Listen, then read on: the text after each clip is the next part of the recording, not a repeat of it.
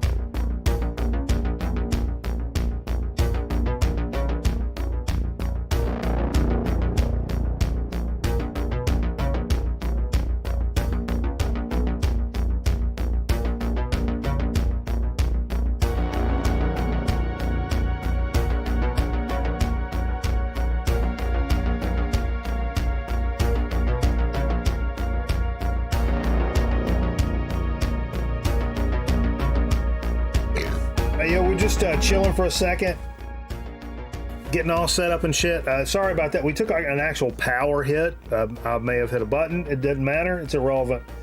Well, yeah, since it was all kind of some tomfuckery, we're taking an extra minute or two, let everybody get in here. Anybody fucking wants to. If you're fucking ride or die, you fucking do other shit. That's cool too, man. Hey, Mom Knows Treasures. Thanks for joining us live. Good to see you in here live. Hell yeah. Great channel. Great channel.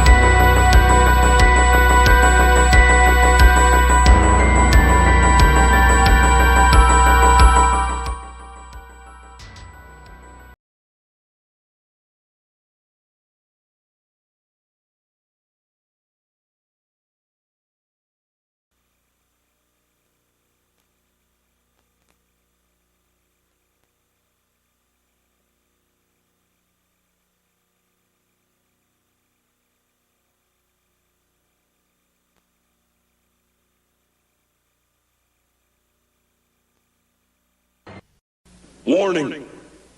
The following program contains scenes which may offend some viewers. Others may experience mild discomfort, nagging backache, post-nasal drip, and delirium, followed by rapid heartbeat, swelling of the nose, throat, and abdomen, and loss of facial hair. Repeated viewing of this tape may result in the loss of one's bodily functions, redistribution of facial features, premature baldness, and a difficulty in forming simple sentences. So, if you're seriously considering a rewarding, challenging career as a lawn ornament, this is the show for you.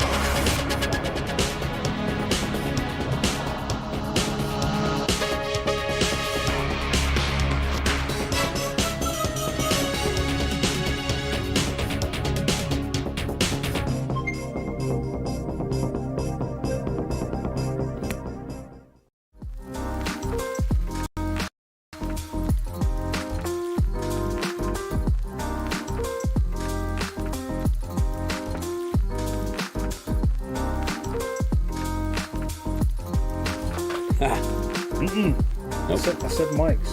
Mike's hot dogs? Mike's hot dogs. Mike's hot dogs. Mike's hot dogs. Hey everybody, welcome to Grown Man Record Night. Appreciate you guys hanging with us during the little debacle here. We had a little technical no fingers. Hey. We had a little technical snafu. Why do I feel like we're sitting in each other's fucking laps right now? Because you told me to get in your hole. You gotta get in the hole. I'm in the hole. I just ate I ate. I just took my last snooze. An empty can. Keep your marbles in it. No snooze. So. Yes. Yeah. How was your day? Now, the big thing we're talking about here tonight is not only is it Friday night, it's one of those special moments where, if you could do that more by the microphone, I'll be slam bangler. It's the beginning of my vacation, week-long vacation, going down to the coast of North Carolina next week, do a little fishing. You know the funny thing about that? What's the funny thing? It's also the start of my vacation for a week. And usually I'm backing you up when you're on vacation. And it's true. I don't think they realized what they were doing. No, and there's something hanging out there too, so someone else has to do it. It's funny. Yeah, it's a funny name. But yeah, that's big time business. Where you been, Steve? Here and there, a little bit of everywhere. You were here a couple weeks ago, then you skipped a week, and then you were back, right? I was going to come last week, and I fell asleep. Yeah, you were going to dial in, and I was like, okay. I got whelped. I officially got whelped. Yeah, it was, no, that's why I do this. I was in High Point last night. I had a gig at Ziggy's. That's why I do the show, because if I didn't, I would whelp myself by like 9 o'clock every Friday night. I lost my glasses.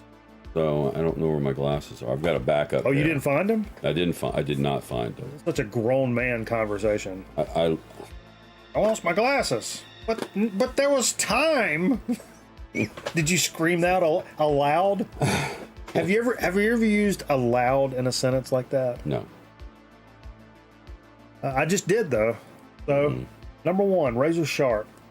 Like I said, freeze, Barnaby Jim. Barnaby John. We're we going on vacation Monday. Do a little fishing down in the coast of North Carolina. Coastal area. Really looking forward to that. Oak Island is where I'm going to be headed. It's going to be a good time. Had me thinking about Isn't there Oak Island Mystery or something? Is that another Oak Island? I think you're thinking of Ocracoke. No, not that stupid. The missing village or whatever. Cool sleep. You know what's funny about this? I'll tell you, Zonk. I bought this sleep shirt at the sleep show when they played with Big Business, the dope smoker. And I lost it for like a year. It got lost in like, you know, dirty laundry pile city over here, and like it just never came up for whatever reason. And finally found it, and it was like, this was like last year, and I was probably about this time, and I was like super stoked, and I wore it on the show, and I probably told the same story. Man, I've been missing this shirt forever, and I bought it at the show, rocking, because I got a hat as well, like a trucker hat. Yeah. And then I guess if you guys, I was also missing the official Captain Car Wash shirt, which you guys were not privy to that information. But getting ready for this trip I'm taking, I busted out the suitcase, unzipped it, and there's like these t-shirts and shit in there. The Captain Car Wash shirt was in there. This shirt was in there. My TBS 605 shirt, the wrestling shirt, was in there. All in my suitcase from last time I went fishing in October last year. So all these shirts have been missing for a full goddamn calendar year, and I'm kind of pissed off about it. I'm going to be honest with you, Steve. So, do you always decide to wear the same shirts every time you go to the beach? No. I just opened the suitcase to pack some shit in it, and all the you stuff. You said, "Oh, I'll just take these shirts." I mean, I thought about it. I thought about being like, "Oh, well, fuck, I'm already packed. Just throw some underwear and a toothbrush in there, and yeah." Mm-hmm. Well, not a toothbrush, but edibles. Don't forget your cock ring. Family show. Old radios. What's going on? I hadn't seen you in here. Cock ring. It's a game you play on the beach with these rings. It's like ring toss. Shredders. No, but these it had me thinking about all these old fishing stories and stuff. The place we're going, Oak Island, is where me and the fiance have never been together, but it's where I grew up going as a kid. Me, my mom, and my dad. I was an only child, if you guys couldn't tell.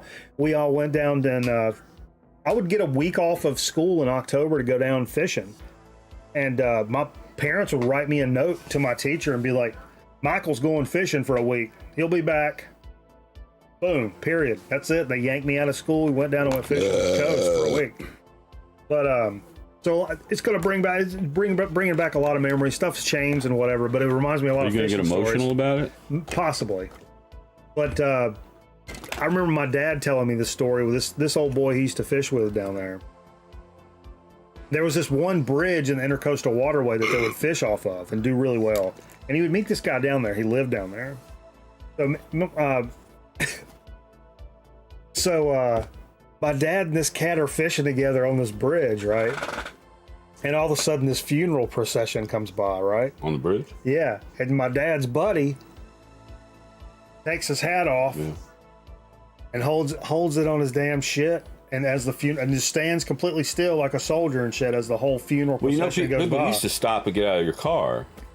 And but it gets done with the whole thing, and my dad was like, "Man, that was crazy. Like that was super respectful and shit. Like where did that come? This guy's an old redneck drinking buddy, you know." And my dad was like, "That's pretty respectful, man." I was like, "Where did that come from?" He's like, "I was married to her for 30 years. It's the least goddamn thing I could do."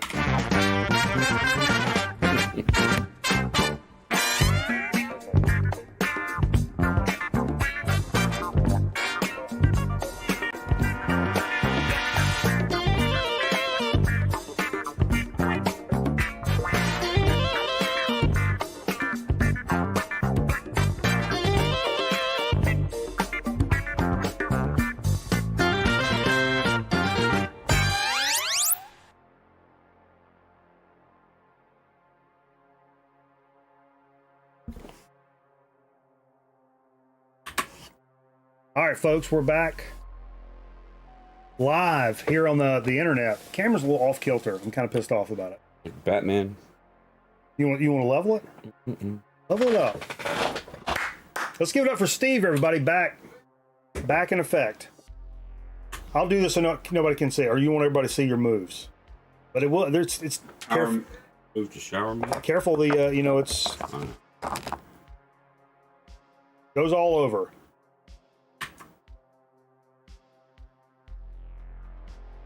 I'll keep this shot of just me right now. Got some good stuff coming up. I'm giving Dig of the Week to Steve this week because Steve's got like literal fucking metric fuck ton. You can even bump in a little bit, Steve, if you want. It's a little wide, Ski. There you go. Now we're cooking with gas, Steve. Now we're cooking with gas, baby.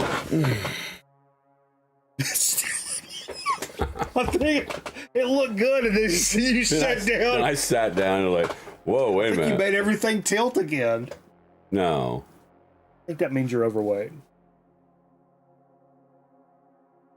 I think the weird thing is, I think it's too far over this way towards me. No, we cut off at the VHS Tower of Terror. That's True. The shot cut off. Yeah, but I think normally it would crab this way, and you'd see more of a. You're right. It's a crab situation. A perspective. No, it's a total crab situation.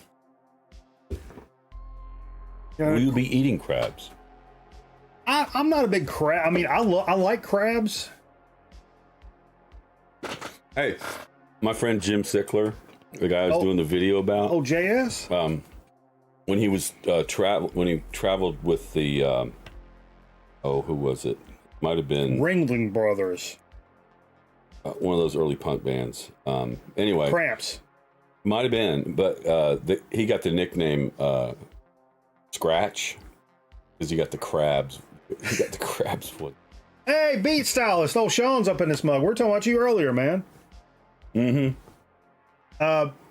Because we played Convention 7. Bang. Oh. No, we played Bang. And we said Mr. Bizarro's interviewed these guys, and Steve said we ought to play Jimmy Castor because Sean interviewed Jimmy Castor. Jimmy Castor was on that 145 we played. Okay, so we did play Jimmy Castor. We did. Yeah, see? See? Ron got crabs in Maryland once. I did as well, actually. I went to a place in Baltimore. Bottom feeder. What's it called? Baltimore, if you're from up there, right? It's a weird accent. A place called the Sip and Bite, which was, I went on a photo shoot. Baltimore. I think it's Balmer. But I went to a place called the Sip and Bite. Sip and Bite. When I had crab cakes, like right on there. It was the first time I'd ever had it in my life, because I didn't grow up eating crab cakes. Hot bottom feeder. Shit, we eat fucking shrimp down here, boy. If you want to learn how to make crab cakes, buy the Clutch album, and it's got Hot Bottom Feeder on it, and the instructions are the song. .com. Arabia. .com. That's a cameraman line.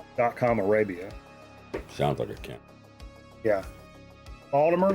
That's how you say it? Baltimore. Baltimore, he didn't have crabs, he had AIDS. Now that's quote of the night. How many times has Merv got quote of the night, by the way? What are we even saying right now? I don't know. That's why I'm going to go. Oh, boom. I got to go to the... I'll be headed up to Merv's neck of the woods here in a little over a week. Neck of the wave. King Gizzard's playing in Asheville. Oh, that's right. I think some folks are converge on that town. Let's talk some VC hype real quick. All right, go ahead. I got hip to something. I'm not talking VC drama, no bullshit. This guy in the VC, he's a cool cat. One of the coolest cats in the VC. Born out of time. You guys may know him as Garner. Old school VC guy. He's had a couple of different channels.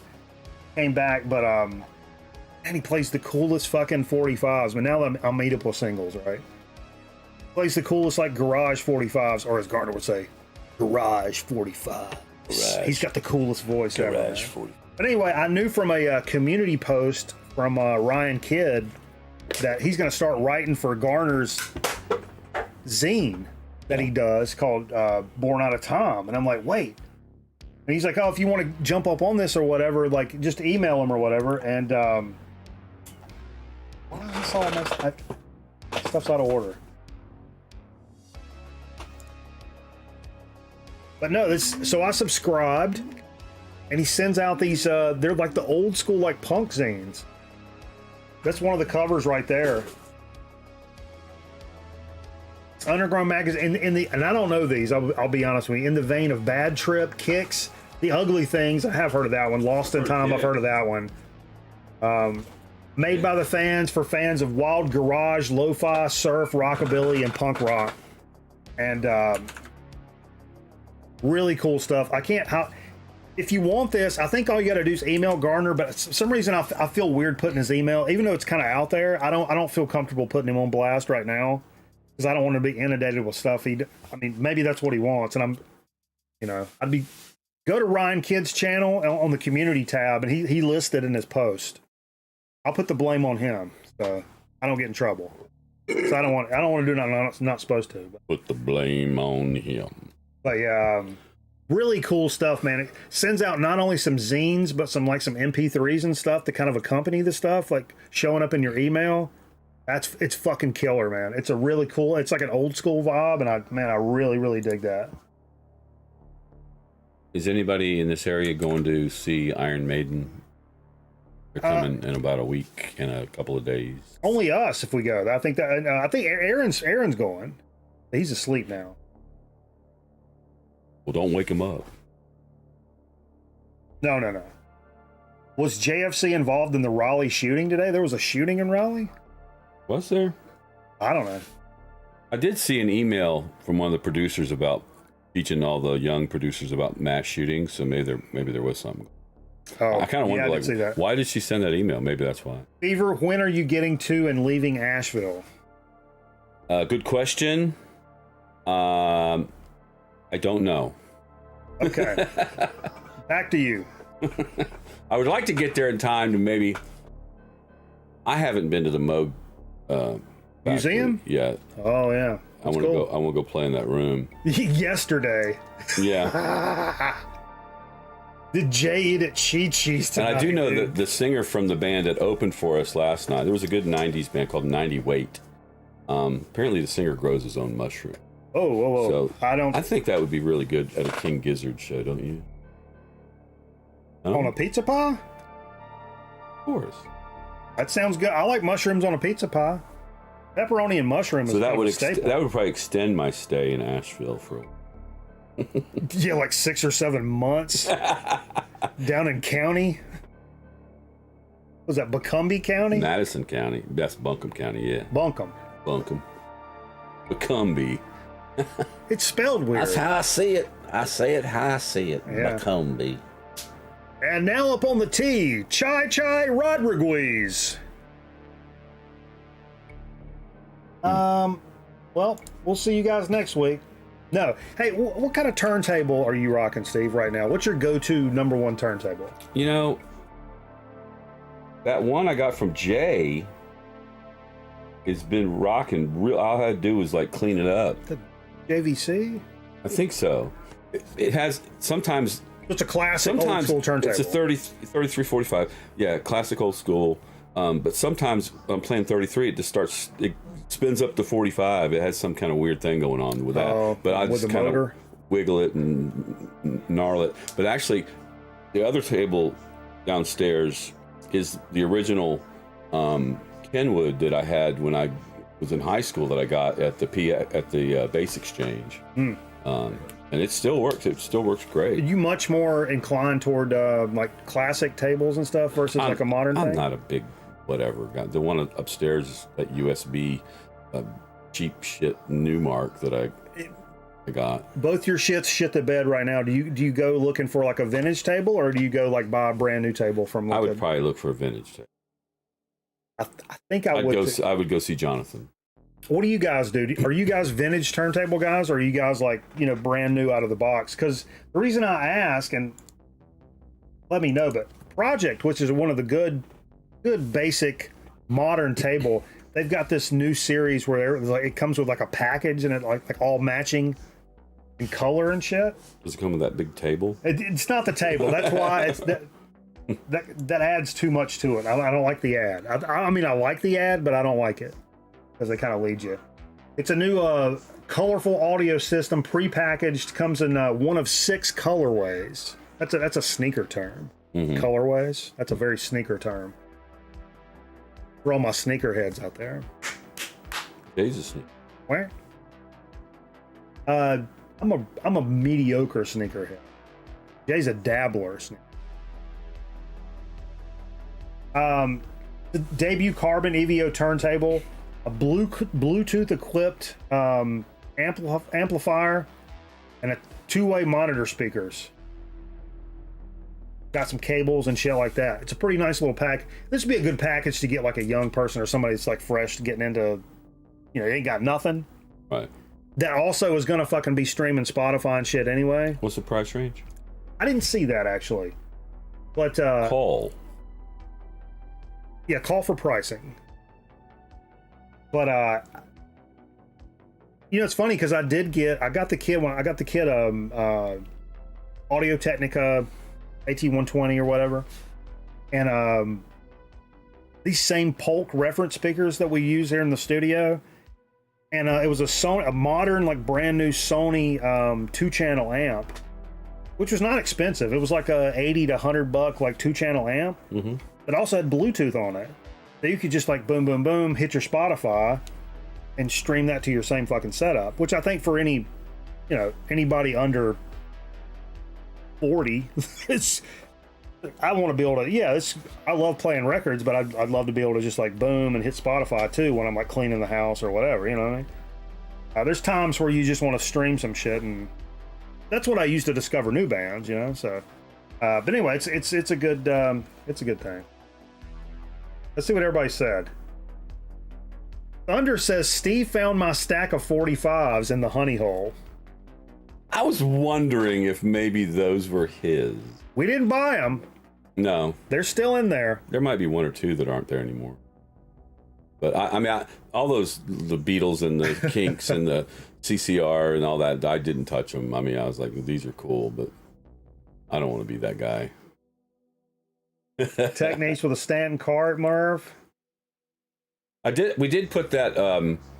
But that's where you found the dirty one. But we did put that Al Jolson record there for you. Yeah.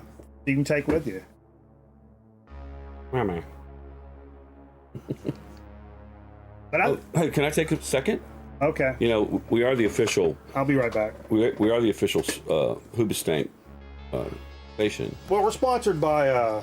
And I do have here 8 tickets to see Hoobastank and this Lit is no cap.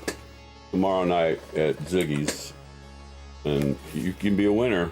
I've got some trivia questions. I'm going to ask you a trivia question. Whoever gets this right wins 2 tickets to see Hoobastank and Lit. Look, I'll show these off because these are real. We're not bullshitting. If there's people local, man, you got some free concert tickets right here. A bunch of them. All right, name. Does a winner win all 8? No, we got a few questions. Winner wins 2 tickets. Name that year Spotify first launched. Avril Lavigne married Sum 41 frontman Derek Whibley, and Muse released their album Black Holes and Revelations. What year? What year but big question, what year did Spotify start? That'd probably be Unless you're a big Muse fan, you might know that. Nobody's gonna know it. Any takers? 2003? Close, but no. 1999. 2009? What's the difference? 54, 55, 56, 57. Ding, ding, ding, ding. What are we on Price is Right when they're... Yeah.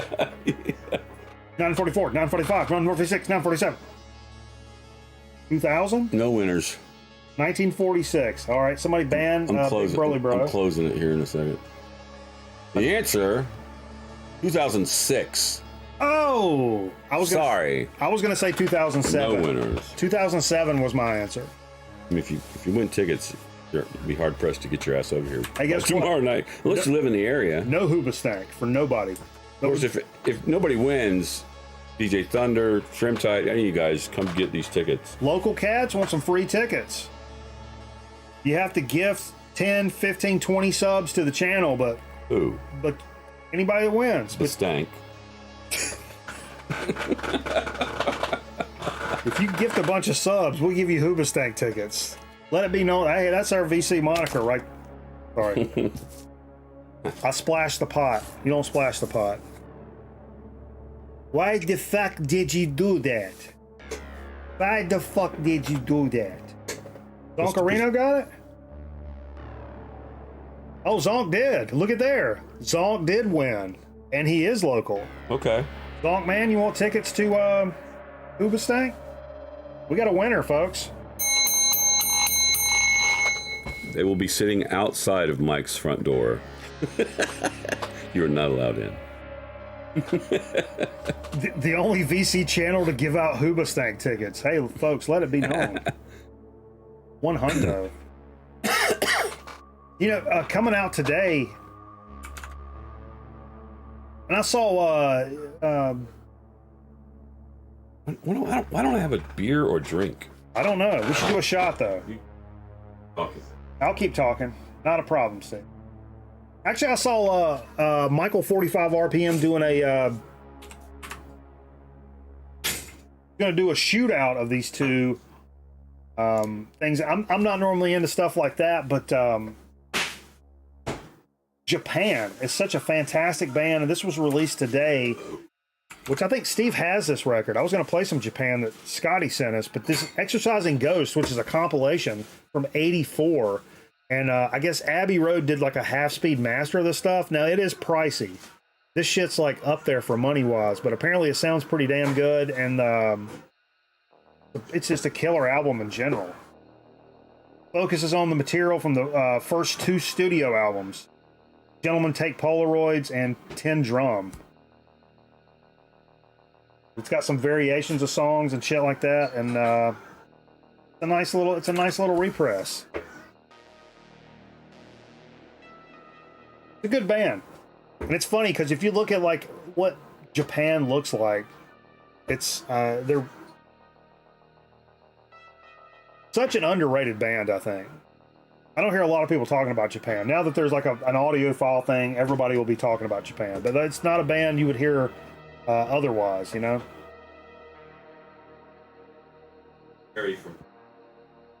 What about Richard Barbieri? Oh, he's the keyboard player for Japan?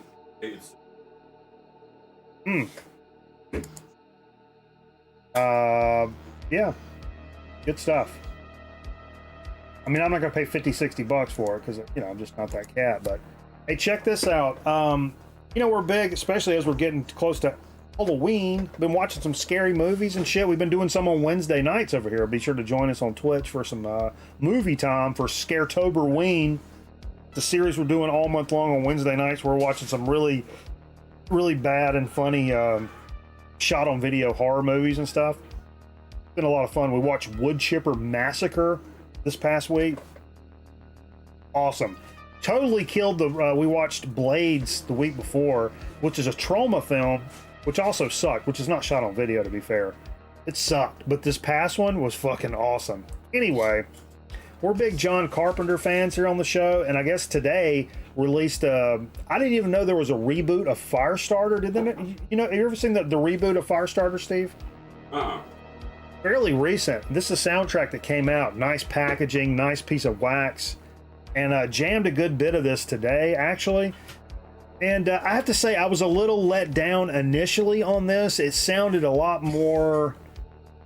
It was pretty. It was well orchestrated, but it was very symphonic. It was kind of symphonic stuff, like a film score typically would be. And it took me a couple of tracks before you really started getting that thick, gnarly John Carpenter synth vibe, and I'm like, oh yeah, there it is.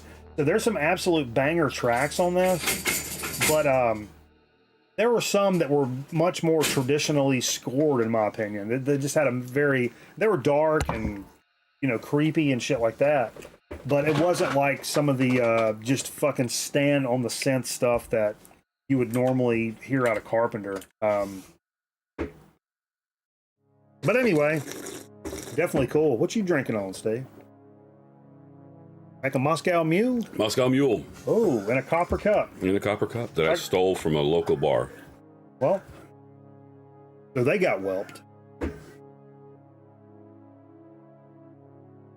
You heard this at all? No. Came out today. Yo, this is something. I just had to throw this in here. You ever heard of this band? Probably not. This came out in like brand new stuff that came out today. A group called Magic Sound. I like that time. Look at these. I totally clicked on this. This is that one of Doug those. Henning? Yeah. Wow, now I'm gonna kill myself. I totally clicked on this and looked it up because of the cover. Because I mean, fuck. What are we saying? Look at the cover. But I looked this up, and it's an obscure Austrian band from the 80s. This is actually a 45. Little is known about these guys, other than that they were supposed to be like Austria's village people. I was gonna say that they look like village people. But listen to this. It's fucking funky as shit, and really rough around the edges compared to like village people or whatever. Right. They went in to record this album, and the only two songs that survived were this 45. And here's the quote: "Enjoy in fancy dress or dress down, with or without mustache." Holy shit. If you guys do yourself a favor, at least look this up. There's at least one of their tracks on YouTube you can check out, and it is something, man. It is something. It's definitely something to beef hold. This was our Discord program, exclusive Discord program preview that I posted earlier, and it's something I found because of the name, because of the cover. I just looked it up, and boom, here we are. We're talking about on the show. A band called Meatwave, and I'm like, okay, Meatwave, that deserves a little Google. Malign Hex is the name of the album.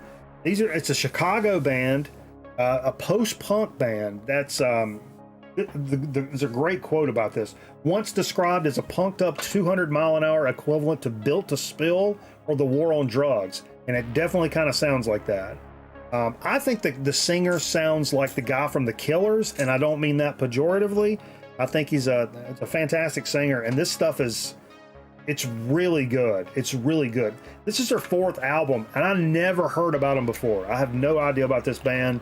Checked them out today for the first time, and it's absolutely killer. Go check this new record out, and then go dig through the back catalog. It's totally worth it. If you're into any kind of post-punk sounding kind of stuff, it's really good, man. It's really good. That was my, like, of everything I looked up today, that was the one that was like, oh, man. But here's another one. To be fair, another band I didn't know much about that have been putting out stuff for a long time. Satan's Pilgrims. You ever heard of these guys? New record called Go Action. Man, I was blown away by this. These guys have been making records for, like, ever. And I would call this stuff, it almost sounds like The Ventures. It's got like a real surfy, twangy kind of vibe to it. Like it's totally instrumental kind of twangy guitar, surfy kind of sounding stuff. I mean, The Ventures, really. It's really good. Brand new stuff. I just saw this cover and I was like, man, I should jump up on this and see what it's about. But it's, yeah, like surf kind of venture-y jangle stuff, man. Really good stuff. Really enjoyed it. And finally, here's a comp. This kind of falls into the some kind of stuff that Topical. Very topical. It's a compilation that came out called Halloween Nuggets, and this is a bunch of stuff from the 50s and 60s. That's all around like the Halloween kind of vibe. It's got like the Monster Man. Yeah, but like nuggets, so it's going to be like underground. Okay. Yeah. One of them, the first song I listened to a couple of tracks. One of them was "I Was a Teenage Monster," is on there. 18 spooky rock and roll deep 1950s and 60s tracks with three classic horror movie trailers pressed on the limited edition neon orange vinyl. Nice. Ultimate Halloween themed novelty rock and roll soundtrack features witches, ghouls, teenage monsters, graveyards, haunted houses, da da da da da. Really cool stuff. And actually, our local shop, Hippo in Winston-Salem, had this in there today, and somebody like scooped it up on the old Hold Please. It's something I'd love to have that, even though it's even outside of Halloween. I would love to have that. Good stuff. Good stuff. Good stuff. Good stuff. Good stuff. We need to get into what we played. Rocking and rolling, moving and grooving, picking them up, Steve. And we're putting them the fuck right down. Okay. Woo! Feeling it tonight, Steve. I'll tell you what. Tell you something about it. Careful. Tell you something about it. Careful now. Played a nice little. Hey, I did try to mix in tonight. I am going to the coast fishing, like I mentioned, and so I tried to mix in some fishing songs and some ocean songs. and I didn't really do a set, but I kind of sprinkled some stuff in there, here and there, a little vibe. Started out like Vibe City with this shit, man, with some fucking Jan and Dean. Hadn't pulled this out in a really long time. Popsicle. I don't know that it's my favorite Jan and Dean, but Played Side 2. Got that Norwegian wood cover on it. Surfer's Dream, Surf Route, Surfing Wild. Yeah. They like putting the title of it. Yeah. One Piece Topless Bathing Suit. That's a good track. Good stuff. Had this for, oh God, 20 years. I hadn't pulled that out in a long time. God, I got to pee so bad. Were you a Jan guy or more of a Dean guy? I mean, probably Jan, because I just don't know about the name Dean in general. Dean Ween. Yeah, I like Dean Ween.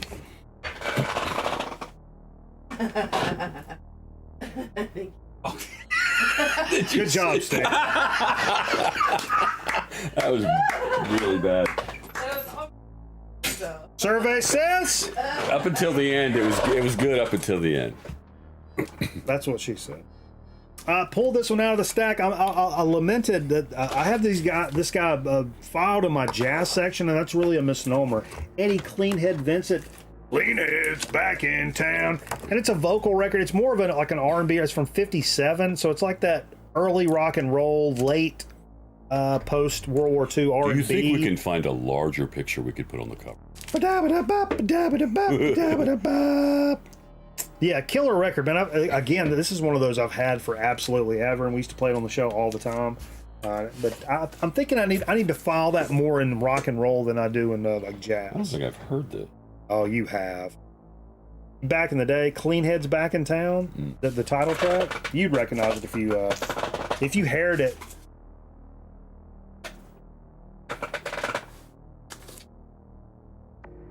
Scotty said, saw that.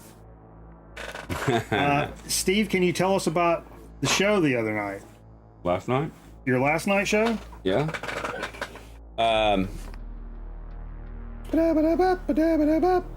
It went well. I mean, it was fun. Once we got it moving. Well, you came in on the 6th. Everybody else is coming in on the 1. I think that was the problem at first, but then we learned how to deal with it.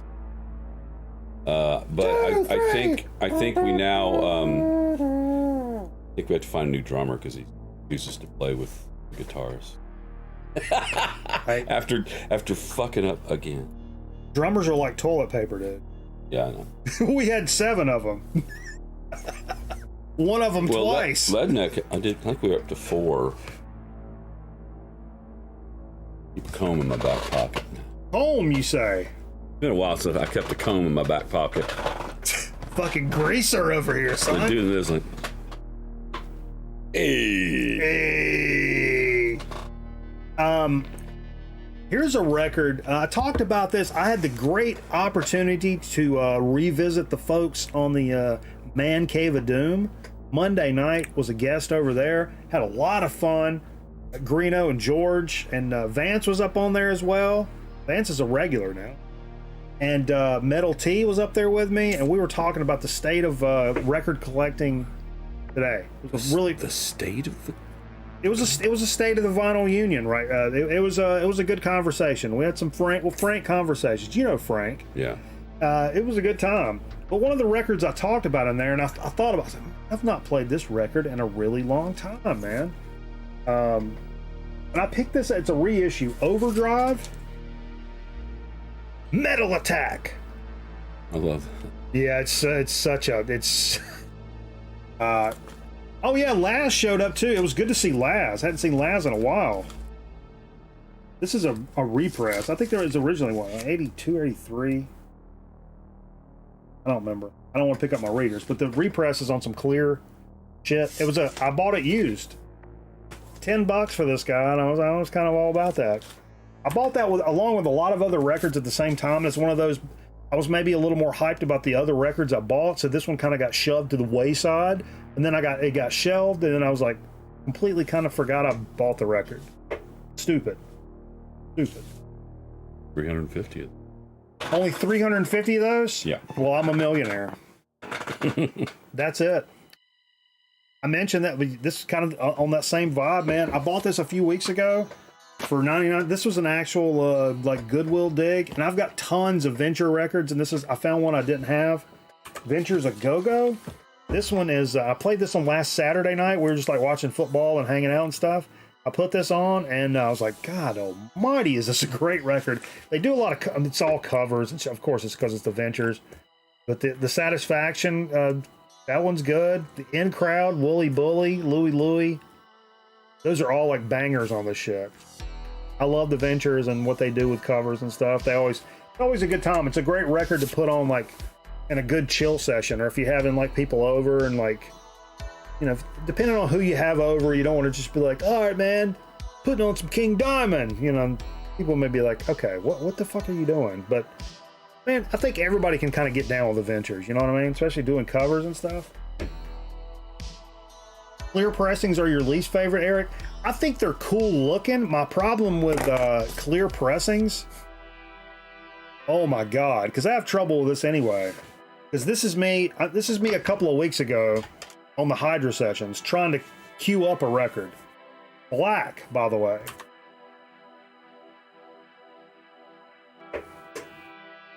I couldn't see the grooves on the record to save my life. Mm-hmm. And when the record's clear, I just can't see the grooves. It's just too hard to cue up. Especially if you want to play like, oh, I want to play the third song. Yeah, good luck. Yeah, it is, but I like the way they look. I love a clear record look. Ventures used to be in the bins at every record store, and it's funny because that's why I have so many, because I found so many for $1, like back in the day. Tons of it, and it's one of those bands where like I may have spent more money on different records like over time, but when I go back and like think about Looks it, I'm like like, they all play Maserati's. It's like I enjoy the Ventures more than I do the records I've paid a lot of money for. So yeah, it says the Ventures play the Maserati guitar exclusive. Hell yeah, they do. I think Randy's selling. That's why the B-52. Yeah, I think isn't Randy selling a Maserati? Is he? I think so. Here's something I mentioned. You talk about something I've not pulled out. I think I bought this at the library book sale, or that book sale in Winston, that big book sale. Not library. Shepherd Center. I got it for like $0.25 or 50 cents, and you're like, yeah, grab it. And I put it on, I was like, I don't like this. Or I was just like, this is too down the middle. Like, I just don't know where to put it. Ugh. And then, but that's a long time ago. My tastes have kind of changed, and I've kind of opened up some other things, and I kind of pulled it out tonight. And I really enjoyed it. Jason and the Scorchers. Fervor. Steve Fervor. You like it now because he just announced that they're no longer a band. Did he really? Yeah. Oh. One of the players decided he's getting out, and he just decided, if he's leaving, we're done. And I think it's more. It's got that traditional kind of rock and roll structure. Yeah. But it has some kind of punk elements to it and stuff. And much of the way like New York Dolls or something like that. When I was in college, they were the top college tour band. I mean, they were the band everybody wanted to go see. Glass Orchid Aftermath. They were sponsored by Maserati. Hey man, what's going on, Mark? And dude, here's something I say. Like, if you buy a record on Discogs or eBay, all these people that say near mint, they're full of shit. I don't think there's any. There is a near mint, but when I'm buying something, I would never buy a near mint record because I don't believe it. I never believe it. It's going to be VG plus. Because your definition of near mint and somebody, that's one of those. That's a designation that I think is like a leprechaun. But anyway, if I was ever going to call something, look at this. Look at this record. I mean, it's fucking. This is one of the cleanest records I can remember picking up in a long time. It's just so fucking. It's so perfect, which is crazy. But and I think I've played this one other time in the last 10 years. But I was like, I popped across it tonight, and I was like, you know what? We're gonna play this, and actually enjoyed it. Really enjoyed it. I know I mentioned this when I played it. I know not everybody that watches the channel is big into jazz, and we do play some jazz and stuff here, but coming into a week of fishing, I had to play. It's my absolute good luck charm when it comes to a record when I'm going fishing. Just like it's a rabbit's foot, and every time I'll play it, leading up to it on Blue Note. Whoa! Sorry. Les McCann fish this week. That's what we're looking for. Fish this week, baby. Woo-wee. Good vibes. Love this record. Love Les McCann. Had to bust it out. Like I said, that's just killer stuff. So heavy. You hadn't missed marbles. No, I need to pull that up. It may take a second. We'll do marbles after this segment. That'll give me an opportunity to take a piss. Man, you don't get any better than this shit. I can't remember if this is an official release or if it's not. I think it's official. I told this story earlier. Moving Sidewalks, the complete collections. This has. I see what you did there. What? Official fish. Oh. Fish. Aha. This is everything they ever did. When it says complete collection, that's it. It's their 45s, the LP. Bonus tracks, outtake. I mean, like, it's everything they did is on this, and it's really cool. Double LP, and sounds pretty damn good. And I told the story when Zeke the Vinyl Geek came up here and visited with us. He brought an actual original copy of the Moving Sidewalks, and what's even crazier than that is that was VCLT from our pal Jay, Vinyl in the Van, gave him that record. That's like what, $800,000 record? I mean, it's like a lot. To where I'm like, in the earlier days, don't put that on the table. In the earlier days, that was the record. Yeah. Don't be putting weights in your fish. Nah, man. Nah. Oh, that guy needs his ass beat. Why they didn't just beat his ass, I don't understand. Fishing's gone different from my tournament days. Nobody just put it on his ass right there? I mean... Is that how you settle it? Oh, yeah. Oh, I've been to a lot of bass tournaments. There was a lot of parking lot scrapes. Old guys, they ain't nothing better than watching a couple of old guys out in a parking lot. So you putting away while I'm trying to fish. I'll show you. Yeah. I lay concrete for a living, motherfucker. You don't know nothing. There's a lot of that shit. That's when Steve came in and started playing some just bonker stuff. I don't even know which way to hold this record up. That's probably it. Okay. The MP3's right over there. Another Man or Astro Man album. Killer band, man. Yeah, I think they're out of Space. Texas? Actual Space. Or Alabama or somewhere like that. One you guys got the actual robot on the cover, right? The other one you got? Yeah.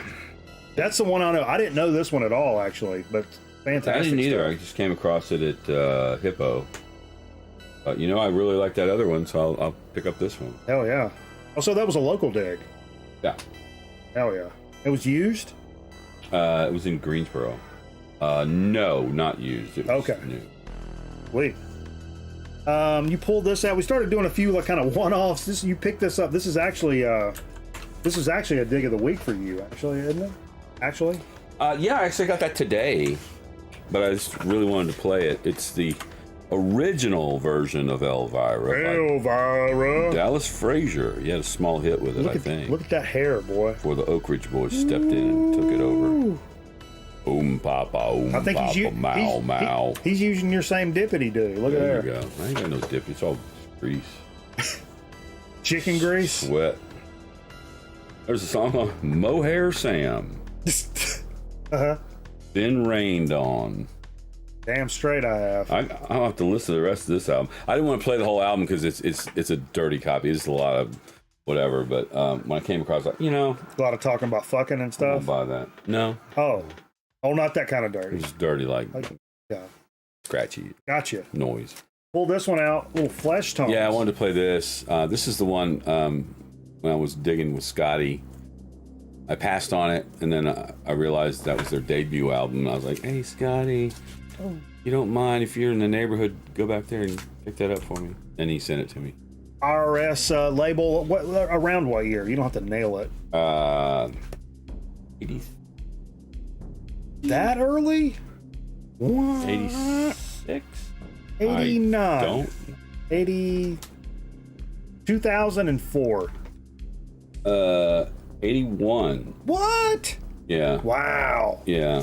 I saw them at a club in Atlanta, and I would never have thought I that. said this already, but I was with some guys from REM, and they were IRS. But I think at the time they were already Warner Brothers, but they probably met through that whole IRS thing. And Peter Zim, what is that guy's name? Peter Buck? The singer for Flesh Tones. He hosted a show on MTV. It was like an alternative music Matt Penfield. program. Nope. Peter Zambori or Zemeckis or what the fuck? A friend of mine met. Peter Zaremba. Thank you. A friend of mine. No one. What's up, Bill? Thank you, no one. Oh, Bill said it. Oh. Thanks, Bill. I wasn't looking. A friend of mine met Matt Penfield. He's like, "Hey, man, how's it going?"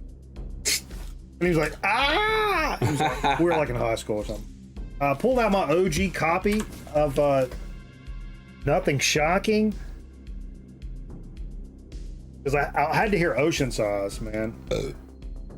And but I didn't.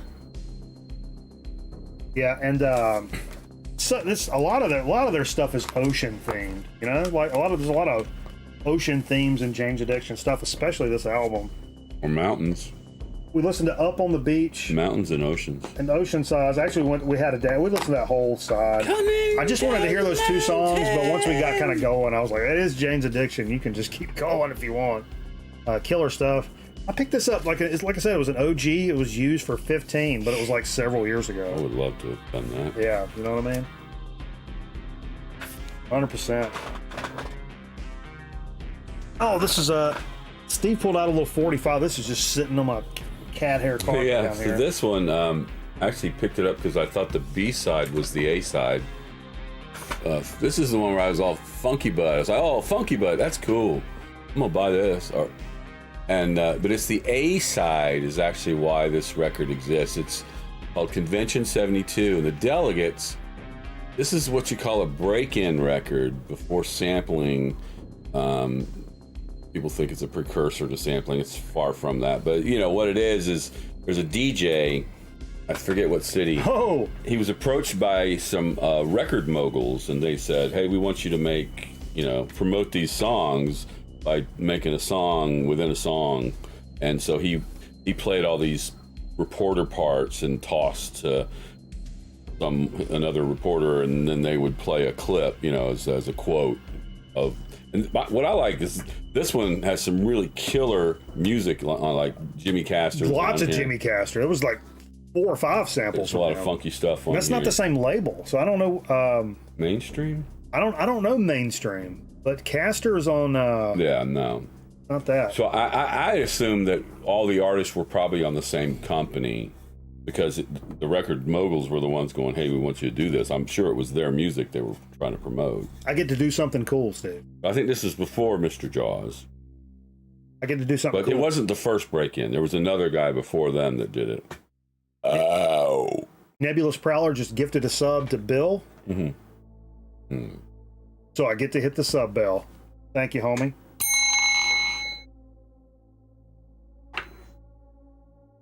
Sub bell. New thing. Sub bell.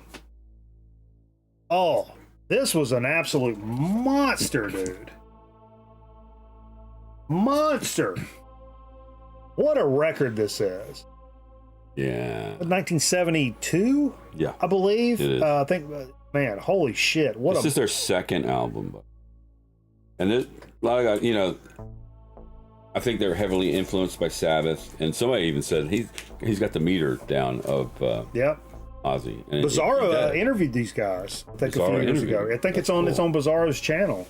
Yeah, I paid a little bit more than my normal rate Okay. It was on the wall in Hippo when I walked in Greensboro. I was like, oh. TV money. But there was another Bang record next to that, and I decided this is the one I really wanted because this is the iconic, label in the cover.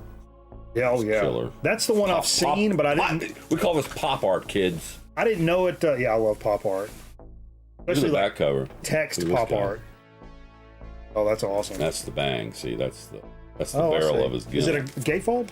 No. Does it open up? I wish it part? was. I bet you there is a gatefold version. We can make it a gatefold real quick. I can put it together in Photoshop. No, I'll do that. No, we can split the. No. Split it down the. You'd split it open. No. Like a JV cheerleader. Moving on. Oh, maybe we should do another ticket giveaway. Real quick. Here we go. Okay. For 2 tickets to see Hoobastank and Lit tomorrow night at Ziggy's in High Point. That's not the one. Not the questions. Oh, here we go. The hell's the records room? In which year is another year question? In which year did Bob Dylan go electric at Newport Folk Festival, performing a rock and roll set publicly for the first time to a chorus of shouts and boos? Sell out. Close. Anybody? Come on, Merv. I know you know this. 65. Got it. Yep. Really? Yep. 1965. All right, Eric, get your ass up here tomorrow. You got 2 tickets to Hoobastank and Lit. 2 tickets to Hoobastank and Lit tomorrow night in High Point.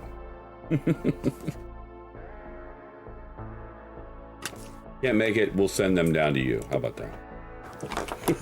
we'll drop them off at Goodwill in your honor. No, I'll put them in Steve's sack. Give them away like that pile of stuff. 8 months from now, if we're lucky.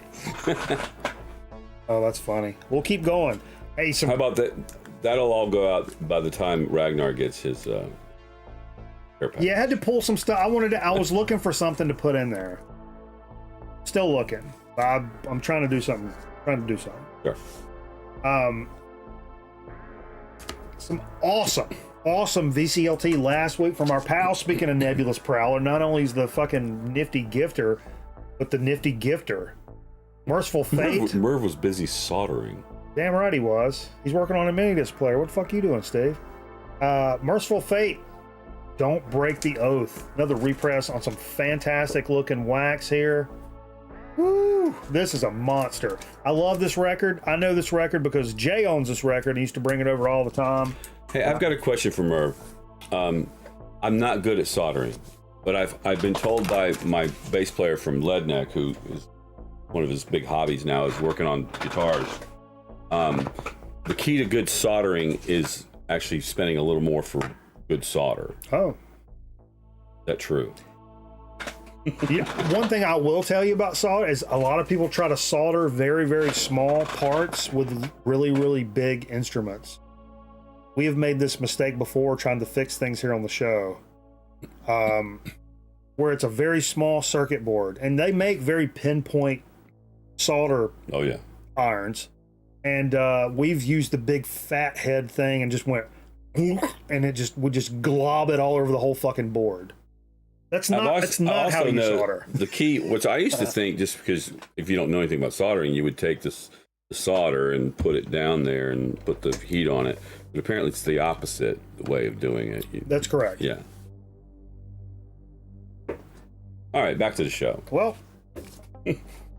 this message furnished by the National Football League. Solder segment. All right, this is funny. When'd you play this? I didn't. Okay, so today, while I was digging, it was right next door to where we work. There's this Habitat Restore. At the football convention. And I went in there because I know they have records, and I hadn't been in there a while. Found a few things like that Elvira. So I found this cover, which blew me away. You got to show this, because someone has taken... This can't be the cover, but the cover's cool within itself, and someone's taken... like little pictures and glued them to the front of the cover. So it's like La Nueva Dimensión. So it's like a Hispanic music album of some nature. That translates to Taco Supreme. But they added all those extra photos and art, whatever that is. It's weird. So I looked through all the records just looking for this actual vinyl, which was not there. But I also came across what I did play after you played Merciful Fate was I saw this and show that record. Oh yeah. And it said Triad Records. And we live in the Triad. I said, this got to be a local record. Sure enough, Beginning Yoga, recorded for home practice, an actual class as conducted by Sri Kirtan, who I was really hoping was my mother-in-law because her name's Kirtan, and she's into like all kinds of holistic and weird shit. So, but it's not her. But it was all that like January. Yeah, she was going through months. Yeah, she said. I heard her say February, inhale. March, exhale. And I'm like, wait, what the fuck? So we mixed that with the next album, which actually was a damn good mashup. Before you killed the power. Yep. No, the power, we took a hit. Nobody killed anything. Jerry got us back up. So this is Brain Ticket's Psychonaut album, which I don't know where I didn't realize what you were playing. It was really, really good. Yeah. And this is also a dig? I got that in Greenville at that record store I dropped by that has a ton of great prog records. Psychonaut, yes. This is my third Brain Ticket album, I think. Really? Yeah. I've only got that one. Well, I've got that one now, and I've got a later album about that. Very cool. And I think that's all we did. Rock and Ron, what do you say there, bud?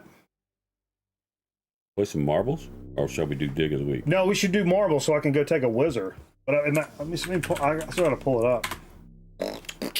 I love that Sabbath song, The Wizard. Merv was talking solder here, and I missed it. Solder talk. 60 to 40 rosin core reed solder. Yeah. With lead and the proper temp and tip. Don't use plumber solder like a couple of people I know. Yeah, see, that's a mistake I would have made. Oh, I've probably. Please don't be an update. Please don't be an update. Are you ready? Are you ready to play marbles? Oh, Eric's going to the show. Hell yeah. Which show? King Gizzard. Yeah. Although I don't know where my tickets are. Did you get your tickets, Eric? It was this thing like, we'll send you your tickets. That's who was asking you what time you're getting there. We'll send you your tickets when we're good and ready. And I'm still waiting. I don't know if I ever got them. So I'm going to probably freak out about that in this coming week. All right, we're going to do let you guys choose what track you want to run on marbles. We'll do an exclamation point vote, then the number of the track you'd like to run. Exclamation point vote, then the number of the track you would like to run. I'm gonna take a whiz. We're gonna come back and take a shot, and then do the program. Are you gonna take a shit and we're gonna come back and take a? Whoa. Okay, go. I'm gonna take a shit piss. Oh, records! You're gonna bend your records. Oh. Steve whacks off the pictures of dogs. I blame society.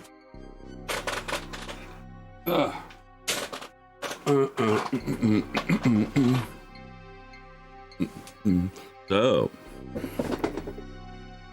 I think my plan, because I had to leave work early yesterday, our load-in was at 4, is I'm going to go to Greens after leaving here in the morning. I'm going to go straight to Greensboro and shoot a breast cancer walk with some of our anchors, and then quickly run over to another park and shoot an Alzheimer's walk with another anchor. So I've got a busy few hours in the morning, then I'm on vacation, I guess. So I guess my vacation doesn't start until about noon tomorrow. But the vote's coming in. I need to get on here. I'm not even logged into Twitch yet. Baby boy. Papa, meow, meow.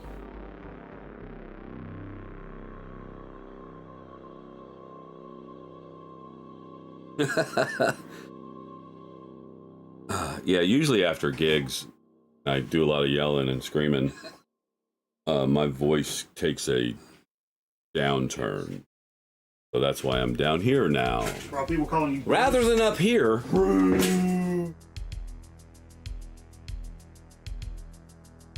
really need this beer. Bruce. All right, what do we got going on here? Who's got the most votes? I got 2 for Temple of Steve. That's the only people that have voted. Got it. Oh no, there's 2 for Temple of Steve and 2 for Frozen. People still voting. I took an old man piss. Somebody voted for Gerg Splashtastics. So are you saying Read that. Gerg's Splashtastic Sea Venture? Oh, Sea Venture. Oh, Sea Venture. Whoever voted for that smart. We got to do that. Well, no, it didn't win. I don't care. No, can't do that. It's a community event. Well, there's a tie, so tie goes to Sea Venture. Unless anybody wants to vote for number 60. Just saying. Give it some time, because we got to take a shot anyway before we do this. I haven't voted It's yet. it's not scrolling now. I voted for 60. Now there's a 3-way tie. 65. Oh. Trick or treat. We gotta save that one. Got to save it for marriage. Huh? I don't have a shot. Where's my shot glass? Not in here. Oh. Not in here. Not in here. Vote 666. 42069.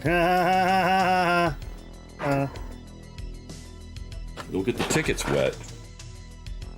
The code won't That's read. good. All right, what are we... All right, you We guys. did a pickle shot earlier. Yeah, we did a little pickle. You guys were doing. You guys do. Oh.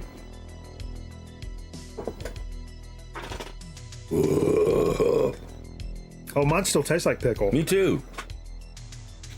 Let's line the glass. I'll chase it with my Moscow Mule. I think my snooze busted open. Cool. Had some raw That tobacco in my happens a mouth. lot with me. Cause you chew them. Because I'm like, Look at fucking chewing gum. All right, we're doing that one. this one? No, that's not. No, that's Pixel's procedural juice way. What the fuck's wrong with you guys?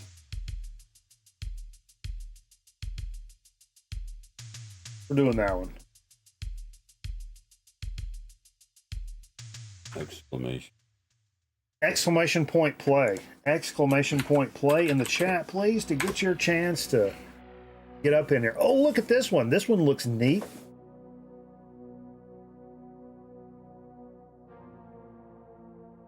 No water parks where you're going, are there? Maybe. I don't know. Ain't no time for that shit, Steve. I'm trying to put some meat in the goddamn cooler, boy. I'm feeding my family.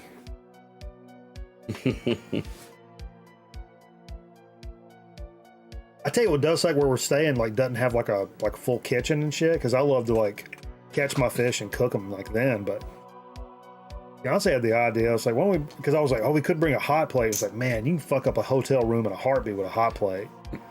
What about, she said, what about the air fryer? I'm like, Perfect. yeah, we could air fry That's a good idea. some fresh catch. Yeah. All right, we give you guys a couple of seconds. A lot of you mugs in here. Appreciate that. Active participants in the community. You like to see that. Let's go. I don't even give nobody no more. Go. Boom. Hope your ball floats. What'd you biff?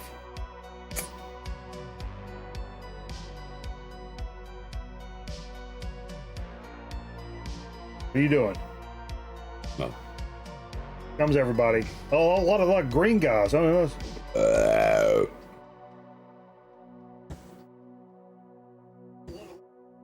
Look at Merv. Is that Merv's picture up in that mug?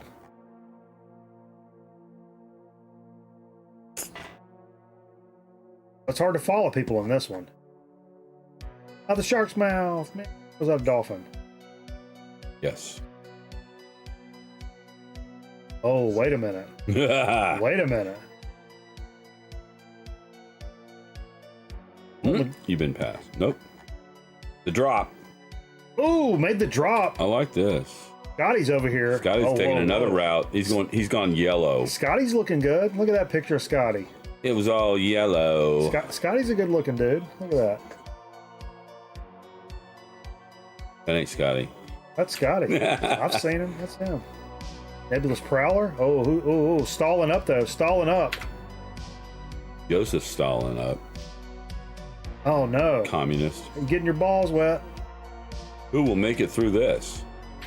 This will be the key. Oh, whoa. Scotty's all the way through it. Whoa. Headed down. Whoa, DJ Thunder making moves. That was it. That's the finish. Did DJ Thunder just steal that shit at the very end? I think he did.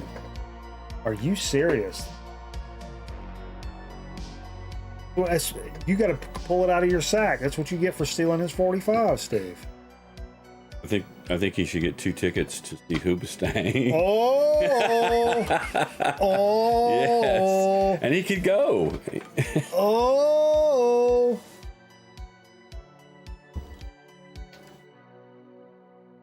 Nothing's official till it's official. Where the fuck did I go? Did I stop and get a snow cone? DJ Thunder in 1970. Wow, look at that. Is that the year you were born? Probably. From the looks of you, I say that's probably when you're. What are you, private eye, Steve? What are you, 50, 52? You're a private eye. Private GG's, everybody. He's watching you. Hey, yo. Dave, there you go. Get your stank on. Get your stank on. Get your stank on. Ooh, that makes me want to play West Side Connection. Or Act 10. Get your boogie on. Gangsters go out and get their cookies. No, that's not the line, but I'll refrain. I'll refrain. And to keep from getting canceled.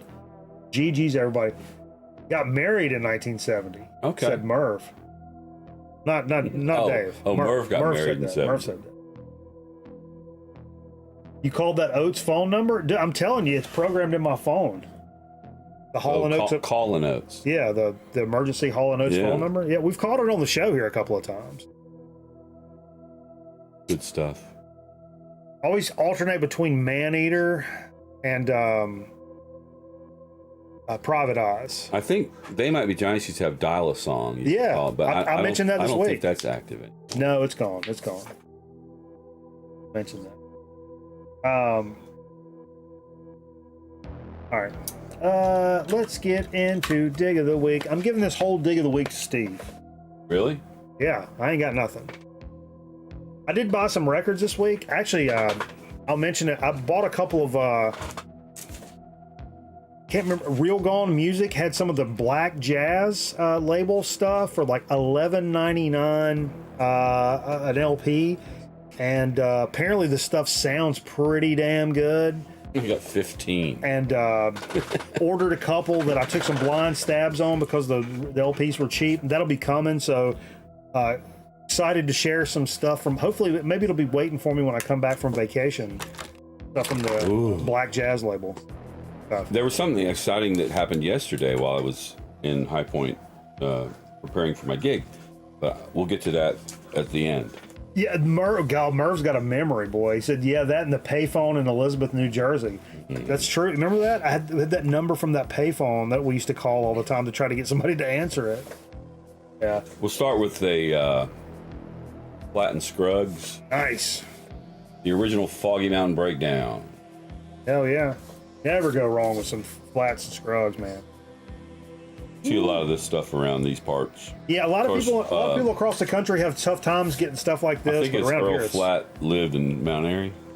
Yeah. Yeah. And the Desert Payphone. This one I was disappointed in because Great cover. I've heard South Soul before. This is really kind of disco-y and not very good. But it's funny, you said good cover. You can tell it's a different picture, and they just drew. Yeah, what is that? This outfit. It's not as good of a cover as I thought it was. I bet there wasn't anything on that. I bet that was like ass cheek or like bikini bottom or something. Look how it's a little offset. It's a little off. Look at her neck though. It's like they missed the mark on putting her clothes. Like, wait, she's got a weird. Oh, it's Christmas though. I'll have to play this for Christmas. Mm-hmm. That's what I got. Oh, holy night. That's what he's singing. This next one, I thought I was going to like. I don't think I like it as much. It's the Fantastic Fedora. Oh, Shelby. DJ Thunder said he went to the Earl Scruggs Museum in Shelby, North Carolina, and it was really cool. Nice. Duke Williams and the Extremes with Fantastic Fedora. Oh, yeah. You showed this on the... we did kind of funky. Maybe... I think we talked about it on our little video we did. Yeah. Kind of like the clip I played when I was trying to decide was really good, and then I don't think the rest of it is as good as what I heard. Yeah, that's... This one I got the same day when we were digging the honey hole, the Kingsman Volume 3, which I believe you have. Yeah. It's a live album. That where they're all quote-unquote live. Oh. But yeah, awesome stuff, man. I love the Kingsman. Is this in... Have you played this? Yes. Is it in decent shape? Yeah, it's so hard to find. For some reason, Kingsman records are always beat to absolute fuck. It might be a little beat up. I've gotten multiple copies of the first one, like Louie record, and it's always so bad. Here's one I found today that kind of surprised me. This is the big surprise probably for today when I went to the Habitat Restore, Dennis Coffee, back home. I've got. I have this, but do you? I wasn't going to leave it there for $1. This is fantastic. Yeah, love this album. When is this from? Because it's, I don't want to say it's disco. 73? 77. Okay. Unless that's a 2. I have another Dennis Coffee that is kind of disco-y, and I don't like it. But it's not like that. This is funky. It's still funky. It's still funk. Jimmy Castor does that too. It's not Scorpio funky, but it's funky. I'll put that in the same category as Jimmy Castor, because there's those super funky ones, and then he starts flicking the nip of disco. But it's funny with Jimmy Castor. There's some covers. There's some covers that look like it's going to be real disco-y because he's like wearing a leisure suit. You play it and you're like, wait, this is funky as all get out. Those are fun. You know who does? You know who else does that? Is George Benson. There's some George Benson records that look like it's going to be Elevator Jazz City, and they're boppinger than the. They're not funky, but they're more bop than the other. Here's a cool one I came across today, called Something Special: The Milt Jackson, Howard McGee Sextet, and Dexter Gordon's All Stars. I think I have this. Do you? Yeah. What? Yeah. Do you? Do you want my love? This album is devoted to the work of some unsung heroes in early modern jazz. The period known as the bop era abounded with first-rate jazz talent. Only a few giants, Bird, Dizzy, Miles, became known to the general public. We offer these recordings as a tribute to those whose talents are deserving but not sufficiently recognized. Man, listen to this coming from. I'll show this real quick. Yeah, this is good stuff. Winebender says he has a Duke Williams test pressing, famous for breakbeat track and having a pre-Bon Jovi Richie Sambora. What? Crazy. That is nuts. The Duke, the Fedora one? Yeah. Huh. I don't know if he's on that one, but yeah. You heard Cal Tahater? Yes. I got Greatest Hits, Cal Tahater's Greatest Hits, which ought to be pretty good. Featuring Mongo Santa Maria, Vince Guaraldi, Willie Bobo, Lonnie Hewitt, Stan Getz, and others. Nice. Kind of like early jazz kind of stuff. Soul Sauce. Cool cover. I dig that. Yeah. Like a turd that someone made into art. That's my shit. Raspberry. That's my shit. Strawberry. All right, here's another one I got today. Boysenberry. This one's probably That's my jam. This one's probably the big like. Oh, this is really damn interesting and good. It's a compilation, a sampler from a company called Import Records. Import Records sampler. Now, I wasn't sure what this was but when I looked on the back, some of the album covers looked interesting. Some of the titles looked interesting. And we're talking about bands called Neutrons, Robert Calvert, Colin Scott, David Bedford, Blackfoot Sioux, The Gods, Sons of Morris On. Fuck. Yeah, so I played a couple on my phone, and I was like, "Oh, this is freaking really, really cool." I've never seen that. That's weird. Yeah, so I'm definitely gonna play this on the show. Neat. I'll go check it out. Hell yeah. Those are the best. Some shit to like just check out and see what the fuck it's all about. You know? These others are. I went to McKay's because I was cleaning out my car, and somebody had left a McKay's. One of those, because what you do is you take shit over there and they give you a little piece of paper that's got, stamp on it with like a voucher. How much trade credit you get. A trade voucher. Credit. And I found this like $35 trade credit in the car, and I was like, well, what? This is now mine. I'm not going to try to find out who it belongs to. So I went over there and spent the trade credit on these.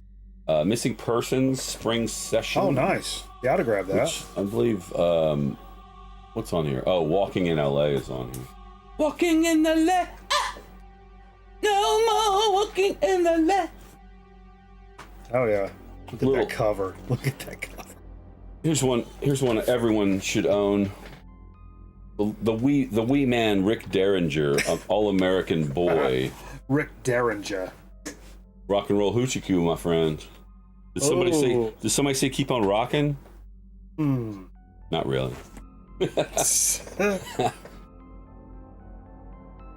I heard he used to rape his wife. Is that true? Here's one I got at the Honey Hole. Oh yeah. Probably my favorite dig at the Honey Hole when we were there. Artie Blues Boy White. This is Chicago blues, right up your Chicago blues bunghole. Things got to change. Ooh, come on, you tell me about it. Ain't nobody telling me nothing about nobody. And I think I did a little reading on this guy, and they say he's like the source for Chicago blues, bringing Southern soul. As good as this is, folks. Yeah, the back. That's a good. Cut your volume. Oh, sorry. Feedback. Front Wilson. cover's good. The back cover's good, but the back cover is fucking. Oh, wait for it. Oh, legendary. Oh my lord. Man. Is it the same picture? Give me a small cup of my man's crotch. Small cup of crotch. Holy shit. This is why you buy record albums. This is literally an example of why you buy.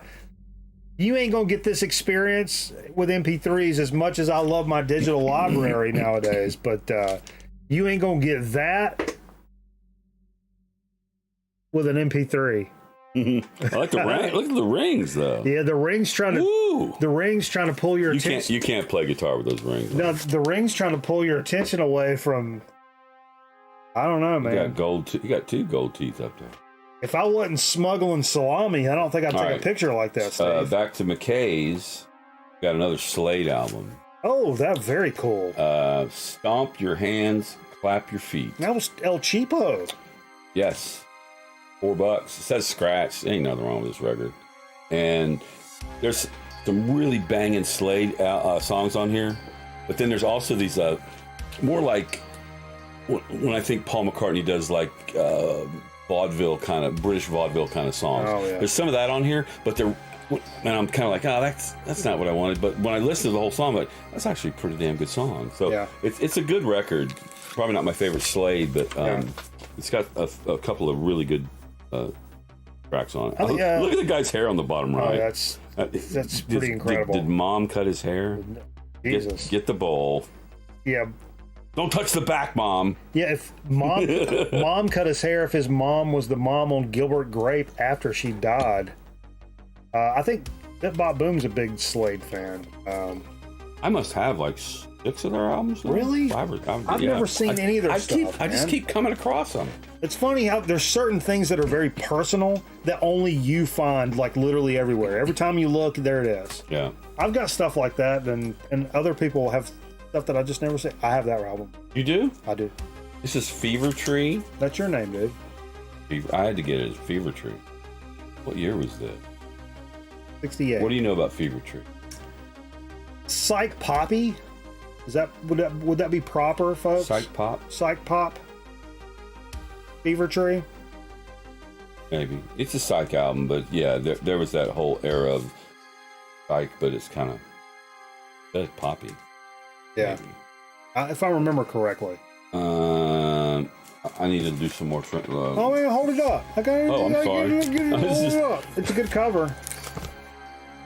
Oh, that's the one you're missing? $5. Eric, would you call him Psych Pop? Is that proper? I mean, would you agree with that? I like that cover. Yeah. You don't really look at it till just. Yeah, it's really cool. I was guessing on it. All right, here's one. Took a stab on because it was on label. No, it wasn't the label. Why did I buy this? Oh, the Sign Records. The band's called Cranium. Not super poppy? Okay. Album's called Unknown Heights. Okay. It looked interesting. Yeah, that's neat. A newer record? Yeah. Tell by the hype sticker. Yeah, that's what I was thinking. But it's not a reissue of like a old thing? No. Huh. Yeah. Yeah. I got one more. So last but not least, while I'm, trying to get loaded in and ready to do sound check and all this stuff, my wife texts me and she says, you got a record from, looks like it come from Raleigh. I was like, hell fucking yeah. So here's the deal. Like at least 2 weeks ago, I was part of a crowdfunding for my friend Chris Stamey from the DBs made an album of the music of Sam Moss, who's a guitarist from Winston-Salem. He owned a music store, and he committed suicide. But all of his music was never heard. Life's like animal porn, Steve. It's not for everybody. But Mitch Easter and Chris Stamey had recorded a bunch of stuff of Sam's, and he found it and put together this album. And so it was a crowdfunder, and I got the album through the crowdfunder. But like 2 weeks ago, Coil.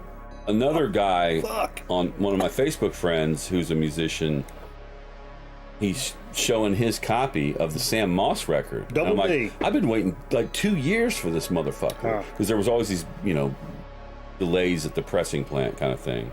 And then I saw Underdog. They had it at Underdog. I was like, what the fuck is going on? So Chris Messenger, I was like, hey Chris, this is Steve. Just wondering, I saw that. Bro, my money, man. I saw Chuck had the album, and I saw Underdog, but I didn't. Look, you either got my record or you got my money. The fucking album. Fucking problem. 2 days later, it shows up in my house. So I really appreciate Chris Stamey for doing that. It's on School Kids Records. What? They got their own label? Yeah, their it came from School Kids. Wow. Blues approved. Sam Moss. Hell yeah. And that might be the guitar that the guy that plays with Paul McCartney, that might be the guitar he was playing. Oh, right. I remember that, yeah. That night when I went and saw Paul. And you see the School Kids imprint. Now, School Kids is a legendary record store from around here. I don't have a good relationship with School Kids lately. The last time I went to School Kids in Raleigh, got pissed off about it. Now, I will say this, though. Old school, they were great. Before I lived in Raleigh, I visited Raleigh, and I went to School Kids, and that's where I bought my first Pink Floyd bootleg. Yep. You showed that on the very first time you ever came over here. Came here, yeah. So yeah, I was really glad it's still sealed, and just really glad to finally get my copy. Yeah, there you go. Hell yeah. That's my dig. Dig it, dig it, dig it, dig it, dig it, dig it, dig it, dig it, dig it, dig it, dig it, dig it, dig it, dig it. Dig it out! All right. What do we do now? Oh, I don't know. we'll take a quick little commercial break. Come back with a So to Speak and Chip Chat. Mm-hmm. And yeah, vibing.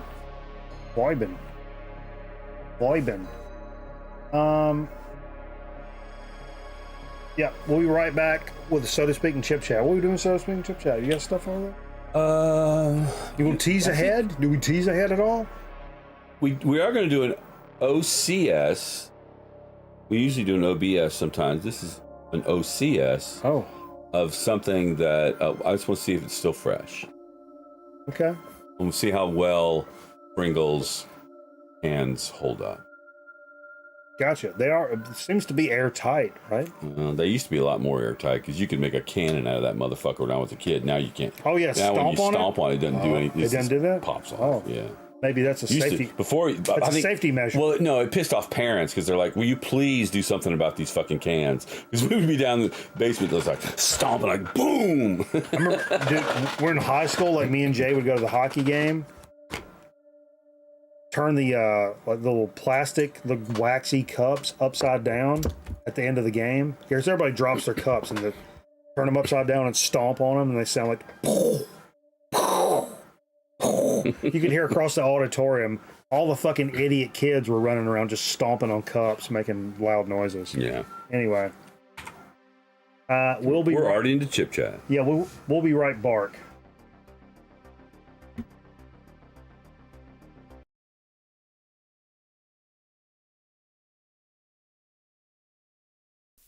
Can I help you?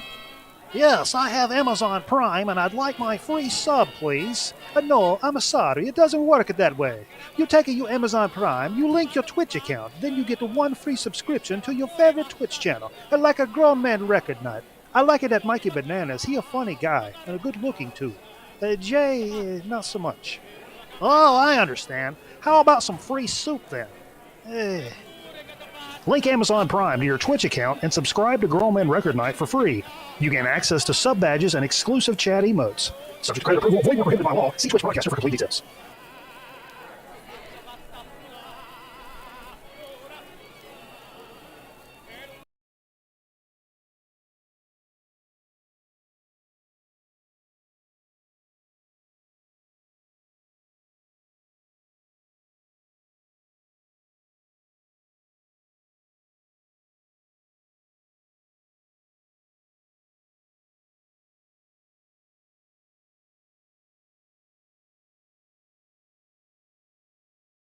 Halloween, capture your ghosts and goblins on genuine Kodak film from Thrifty. Whether it's print, slide, or movie film, Kodak is the choice of professionals. Thrifty carries a full line of Kodak film, including C126-24 exposure, C110 and C135 24 exposure in regular and high-speed print film, KR135 36 exposure slide film, and Super 8 movie film. Remember, the sharper you want your memories, the more you need Kodak film and Thrifty.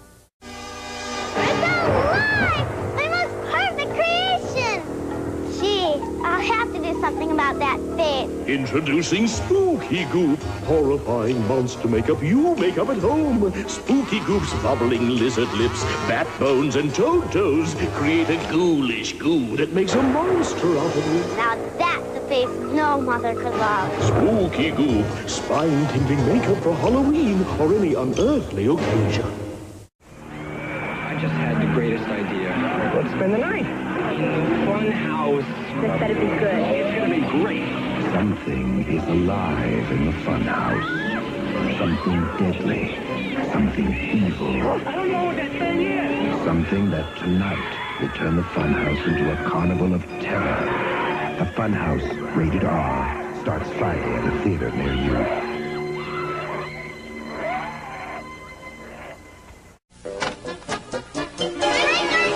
Last year, one of everyone's favorite candies appeared in a Halloween-sized pack. Skittles.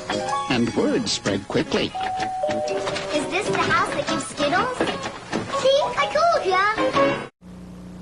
I, Speedy McGreedy, have created Frankenstein Mouth. I want juicy burgers. We'll go to Hardee's. The burgers are juicy at Hardee's. Right, Ivan. Hardee's job broils them. Let's say hello to Hardee's. It's Halloween time. When you buy a burger and soft drink at Hardee's, you get a coin to put in the fun machine, which gives you a Halloween prize. I got a creepy crawly Halloween thing. I got a Halloween ring. The fun machine at participating Hardee's.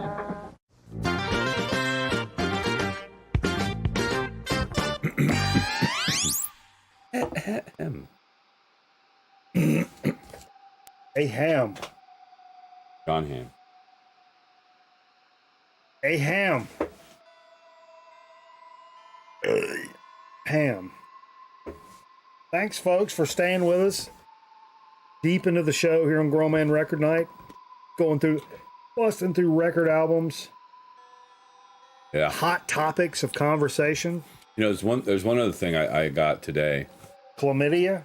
That I didn't bring, but when I went back to Ziggy's to look for my glasses, Ziggy's is outside, but all around it are these old buildings. I don't know what the hell would be there, as a warehouse. But now it's like a Cohab. They call it the Cohab space. It's a bunch of artisans. They sell furniture, and most of it's real expensive. Gutter punks. But they had some cool jackets and stuff. They're like $300 a piece. I think it's pronounced jackets. But hanging on this one thing were all these, like, they looked like beaded, braided things that had a bunch of, like, bird feathers hanging off. Looked very like some American Indian kind of cool stuff.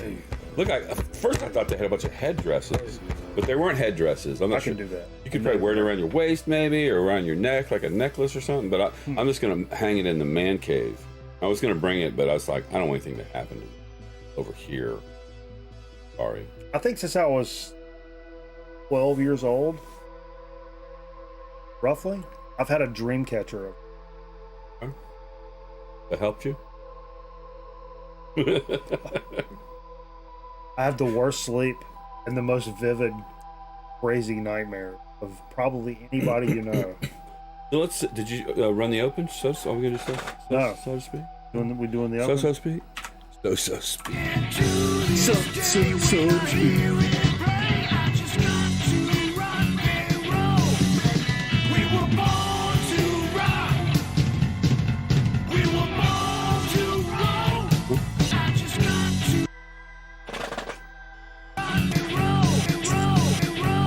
to speak.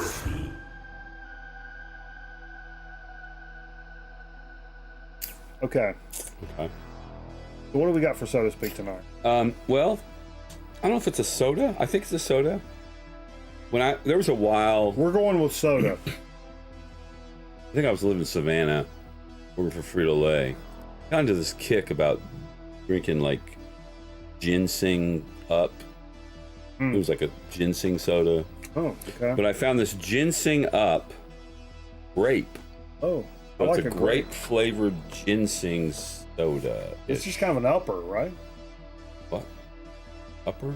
Yeah. Well, ginseng is supposed to give you a lift. A little pep in your step. A little pep in your step. It's not a lot of crazy ingredients. Triple filtered carbonated water, grape juice concentrate, which does say with 20% real grape juice. That always reminds me, like in the early record night days, where we would drink way too much, way too fast, and realize we still have the whole show to do. Yeah. Cameraman would always do this. He would be like, he would go grab a Pepsi, can of Pepsi. Like, what are you doing? Oh, you're not drinking beer? And he's like, no, a little sugar, a little caffeine, like in the middle of all of it. A little sugar, a little caffeine, kind of even everything out, and then kind of jump back into it. Which I would have never done that. Once I started drinking beer, I was like, in beer mode and just kept going. Yeah, grape juice and cane sugar, Concord grape essence. I don't know what that is. And Korean ginseng extract. So let's try it. Not carbonated though, right? Comes from the good folks in Worcester, Ma. Worcester. Worcester, Ma.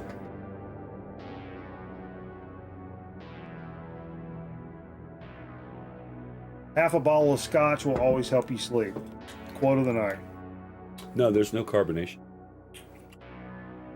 So you could argue it's not a soda. Yeah. That's your argument.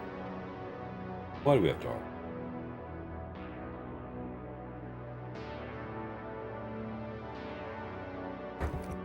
I would say for something herbal and whatever, it's not bad. Not bad. It tastes like prune juice. Does It doesn't taste like grape. It tastes like prune. Really? It's got a very dead grape. Well, maybe that's I'll call it dead Well, grape. because ginseng is a root, so you're gonna have to. You're mixing grape juice with a root. I think you meant to say root. You get prune. It's like dead grape. There's some lively grape flavors. You know what I mean? Poppin', lively. I'm not talking carbonation here. To me, it's like a Welch's, the heavy end on it. It's like grapes that have sat out. And I don't mean this pejoratively. I'm just kind of giving you an actual descriptor. They taste like overly ripe grapes. There's no tangy thing going on at all. Not tang. It's like a deep-rooted sweet. It's like if Grape Ape had a penal discharge. Grape Ape. Never mind. See? I don't hate that though. No, I don't hate it at all. Like if you were hanging out with a bunch of vegans, and they're like, "We have some sodas over here." That's the one you should put. If you were making out with 4 dudes on a yacht, and they pulled one of these out, I'm not telling you I would not fuck all the dudes. 4 dudes on a yacht. Are we talking? What are we talking We're about? talking the Beaver Boys and 2 other guys. Beaver Boys. Shrimp and white wine. It's the definition of grape in this circumstance. It's not what a lot of people would think of as grape. It's a very. What would you think if you took that and mixed a little club soda with it? I've got some. That's right. Or for like cocktail wise, if you did like vodka, club soda, and this, that would be a good cocktail.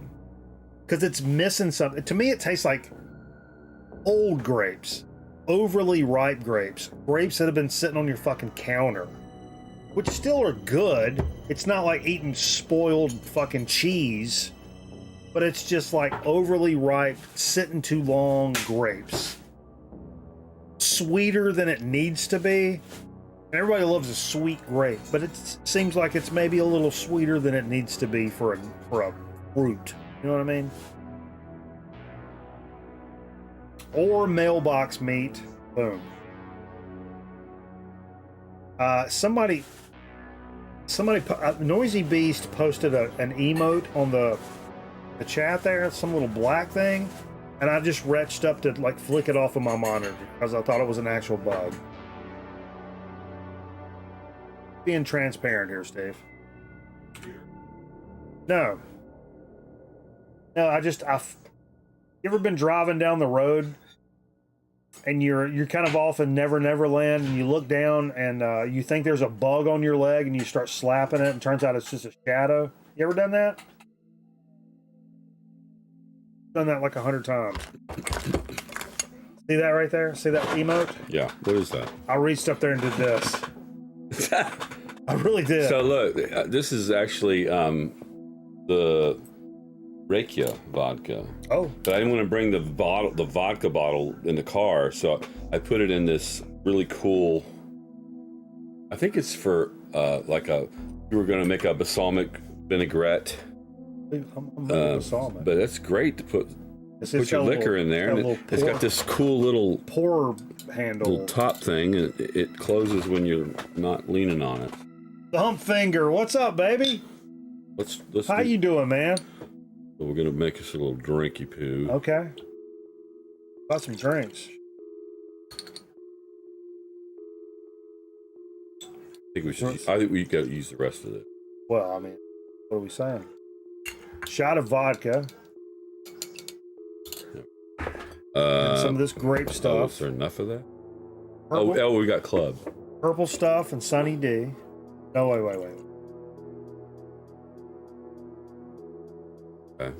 and then club. To make up for the lack of carbonation and the pizzazz. I think it was just missing some pizzazz. There wasn't a lot of fizz when I...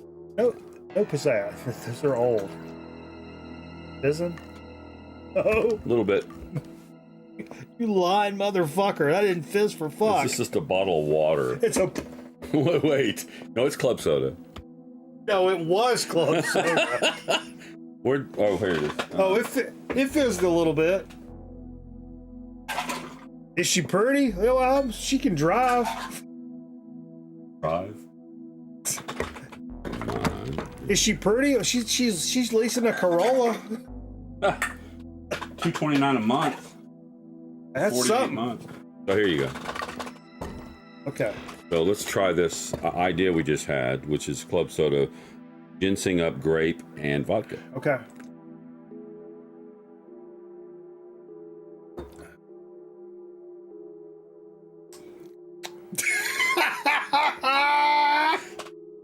Pretty strong.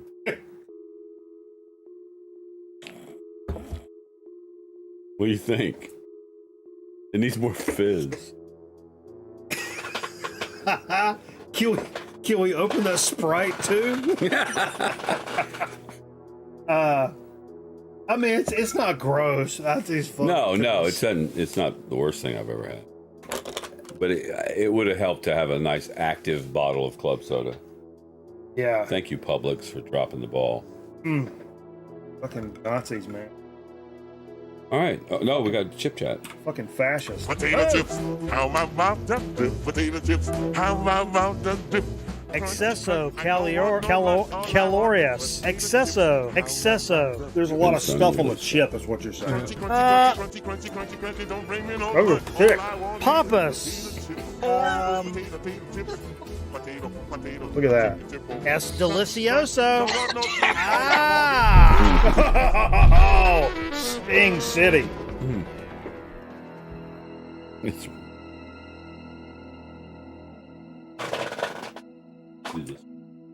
All right. So first of all, every day I get in the car and I see this in the car because it's been there for a long time. Okay. What are we talking long time? We're talking long time. My daughter loves the Pringles Chees'ems. Me too. It's a good chip. Top tier for Pringles. S-tier chip. I love for Pringles the just regular Pringles is bar none my favorite.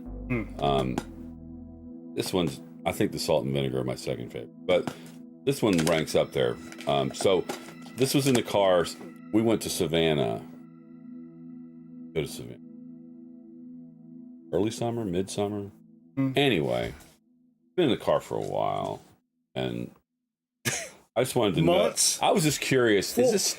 I don't want to just throw. I was going to throw it away today or yesterday. I was like, wait, I can't just throw it away.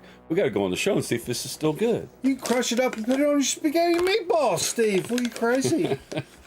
So here we have. Looks like maybe a third of a can or half a can of Chees'ems. Let me tell you, before I take my first pull of this, I want to say I've told this story before, but as a very small kid, I was always saying, like, why is there not a cheese potato chip? My mom was always like, well, there's just got sour cream, got barbecue. I'm like, can you not just give me a cheese? And then I think Ruffles came out with a sour cream and cheddar. And I was like, oh, yeah. Yeah, cheddar sour cream is awesome. It's the first taste of cheese I'd ever had on a chip. Then, right after that, Pringles came out with the Chees'ems, and I went fucking apeshit over. Also, I got food poisoning, unrelated to Pringles, but grew up a bunch of Chees'ems. Oh, did you? It wasn't their fault, I don't think. This might be. It was Pringles, I got one of those red cream sodas. Oh, it's always a bad. And bean dip. It's always a bad. Beans, red cream soda, and Chees'ems. I threw that up for.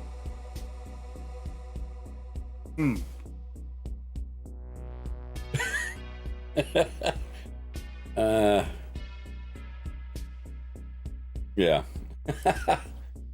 I don't think they quite made it. No. The flavor's there, but the chip itself has gone gone kind of cardboardy. Oh, and there's this pad. It's like chewing on your aunt's maxi pad. I don't want to do it. Let's do a real chip. This is what we came here for. You can eat the rest of those if you want, and throw them up later. Try it. The trick is you have to eat more than one at a time. No. They crunch if you do that. I don't care. It's the flavor that kills me. Tastes like you're eating an old book from the classics section of the library. Well, that's that record smell. So here's a chip you will not get in California. Sorry, guys. Oh. Left coasters? What's that say? Not for sale in California. What?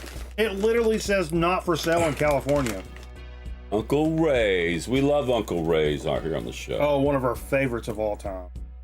One of the best things about Uncle Ray's is the stories, because each bag on the back has a chapter number, and then there's this story that Uncle Ray tells you. Always. This is the mesquite barbecue. We have not done the mesquite barbecue. That's why I bought the.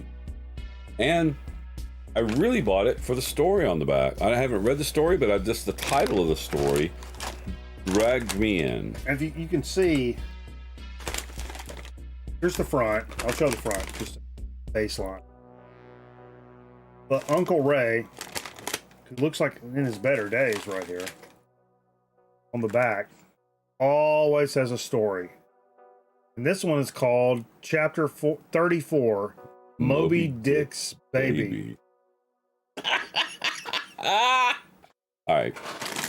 Since my voice has gone low after the gig. Oh, yeah, and that and I can't read text at all. Chapter 34, Moby Dick's Baby. Don't make your chair squeak. It'll ruin it. I need my real glasses. Make your chair squeak. Thank you for joining us for Uncle Ray Time. On a warm summer day in 1954, I went fishing with Bill Hurst, my sister's husband. Bill was more like a brother to me. We fished. This is good. We're telling a fishing story. Fishing story. Here we go. Okay, so Bill was more like a brother to me. We fished for about 3 hours without a bite.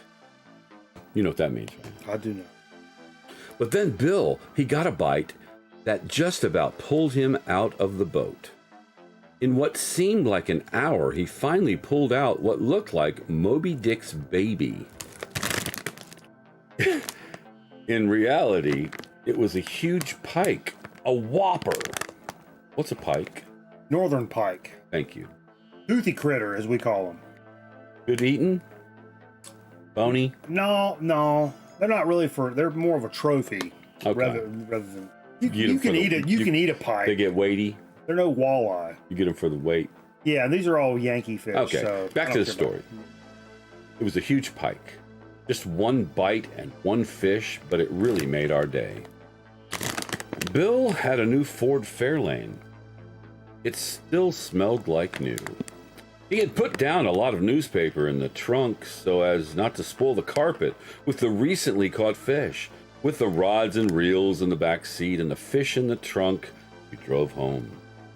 About a week and a half later, Bill told me that he smelled something very bad in his new car. Sure enough, he thought he had taken the fish home, and he thought he had taken it in. Instead of being cooked in Bill's oven, Moby Dick's baby had gotten cooked in the trunk of his car. What in the actual fuck? Okay, so at the end of every story, Uncle Ray brings it around to a thematic kind of a word of the day. Today's word is diligent. Concentrating on the task at hand, finishing the job. Really good Reddit, but what are we saying? Finishing doing the job right. Hell yeah. Diligent. Okay, guys, diligent. Word of the day. And where do you think Uncle Ray's is from? Georgia. Detroit, Michigan. Detroit.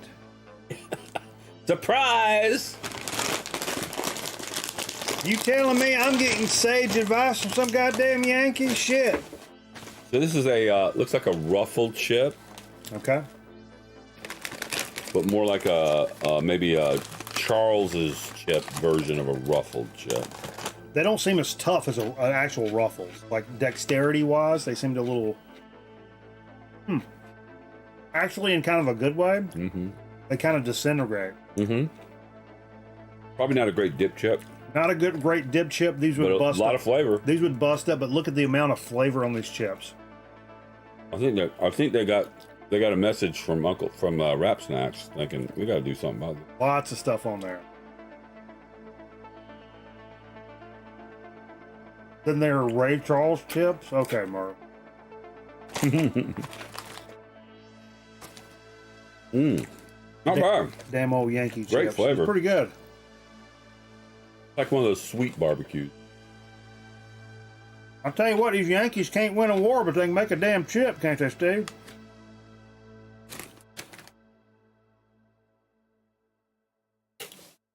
These have tons of sugar on them. Yeah. These are extremely sweet. Almost like a dessert chip. Honestly. It took a few chips, and I realized, like,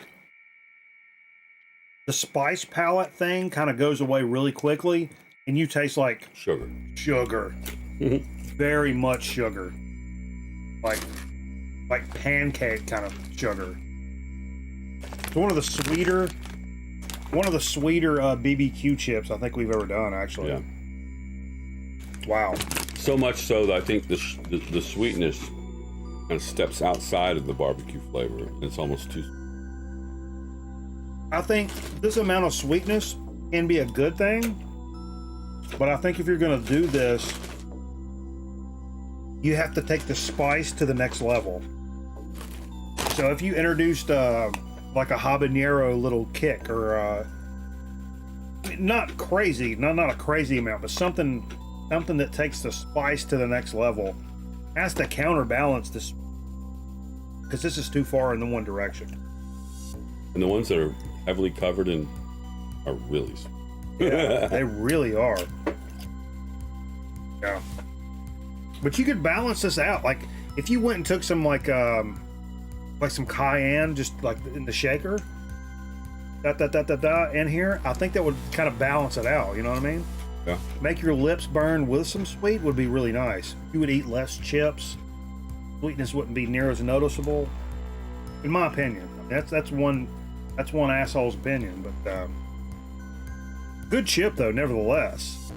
Yeah. I'll never talk slight about Uncle Ray in any way, shape, or form. And a wonderful message about diligence. Absolutely. All of you need to have more diligence. So if you don't want your car to smell like an old pussy, you better just get on and get that fish in the damn kitchen. Boom. Cook it and eat it. Where it lays. I might do this. I may cut a fish open this week, Steve, and eat it raw right on the beach. Don't leave it in your trunk. No trunk. Get that new car. No.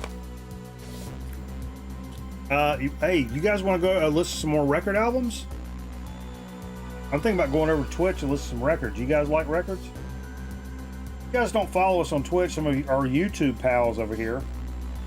I don't fuck with YouTube because of all the copyrights and all that stuff, and I don't understand it. I don't know none of that shit. What I am going to do is go over to hit the wrong button. I was looking in the wrong place for the wrong stuff at the wrong time. I was in the wrong place, but it must have been the right time. My head was in a bad place.